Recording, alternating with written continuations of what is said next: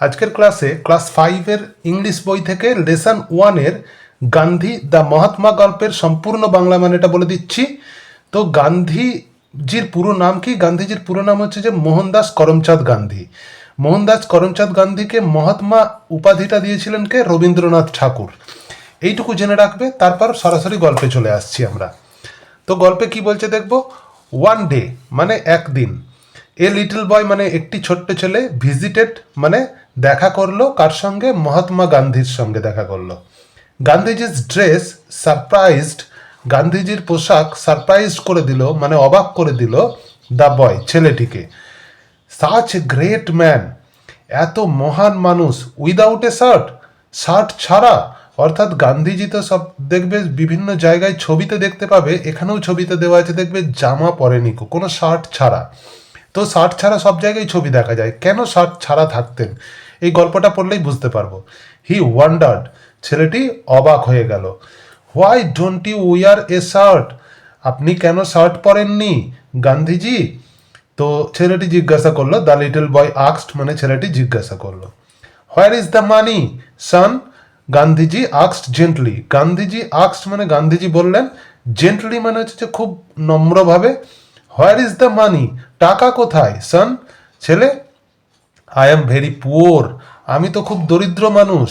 I can not buy a shirt, I can not buy মানে আমি কিনতে পারি না, এ শার্ট মানে একটি জামা, জামা কিনতে পারি না আমি।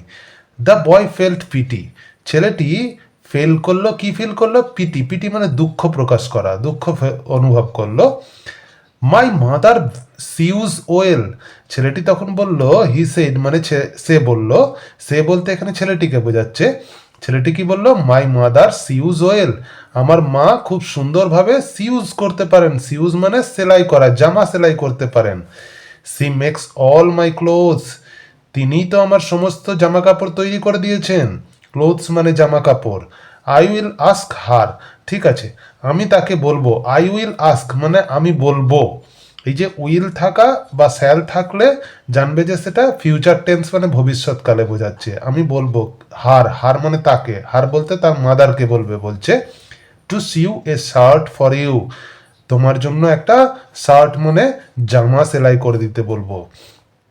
How many shirts can your mother make, Gandhiji আক্সড, গান্ধীজি জিজ্ঞাসা করলেন, হাউ মেনি মানে কতগুলো, শার্টস মানে জামা, ক্যান ইউর মাদার মেক তোমার মা তৈরি করতে পারবে, মানে তোমার মা কতগুলো জামা তৈরি করতে পারবে। Just tell me how many you need, said the boy, ছেলেটি বলল, সেড দ্য বয় মানে ছেলেটি বলল, জাস্ট টেল মি শুধু আমাকে বলুন, হাউ মেনি ইউ নিড আপনার কতগুলো প্রয়োজন। She will make as many as you want, তিনি তৈরি করে দেবেন যতগুলো তোমার প্রয়োজন ততগুলোই। হ্যাঁ, গান্ধীজি থট, গান্ধীজি ভাবলেন, ফর এ মোমেন্ট এক মুহূর্তের জন্য। দেন হি সেড তারপর তিনি বললেন, I have a very large family son, আমার অনেক বড় পরিবার, ফ্যামিলি মানে কি? পরিবার। I have 40 crores brothers and sisters, আমার 40 মানে কত? 40, ক্রোর মানে কোটি, ব্রাদার্স মানে ভাই এবং সিস্টার্স মানে বোন, আমার 40 কোটি ভাই বোন আছে। তো অ্যাকচুয়ালি 40 কোটি ভাই বোন বলতে কাদের বোঝাচ্ছে? না, সমস্ত ভারতবাসীদেরকে বোঝাচ্ছে। তিনি তার ভারতবাসীকে গান্ধীজি ভাই বোনের মতো, ব্রাদার্স অ্যান্ড সিস্টার্সের মতো দেখতেন। Till every one of them has a shirt, how can I wear one, বলছে যে যতক্ষণ না তাদের একটা করে শার্ট হচ্ছে, এভরিওয়ান মানে প্রত্যেকের একটা করে শার্ট মানে জামা হচ্ছে, how can I wear one আমি কি করে একটা জামা পরতে পারি? গান্ধীজি আক্সড, গান্ধীজি জিজ্ঞাসা করলেন। The reply surprised the boy, এই যে রিপ্লাইটা, রিপ্লাই মানে উত্তর, সারপ্রাইজড মানে অবাক করে দিল, দ্য বয় মানে ছেলেটিকে, অর্থাৎ গান্ধীজির উত্তর ছেলেটিকে অবাক করে দিল। 40 crore ব্রাদার্স অ্যান্ড সিস্টার্স, 40 কোটি ভাই বোন, এটা কি বাস্তবে সম্ভব নাকি? গান্ধীজি ওয়াজ রাইট, গান্ধীজি সঠিক কথাই বলেছিলেন।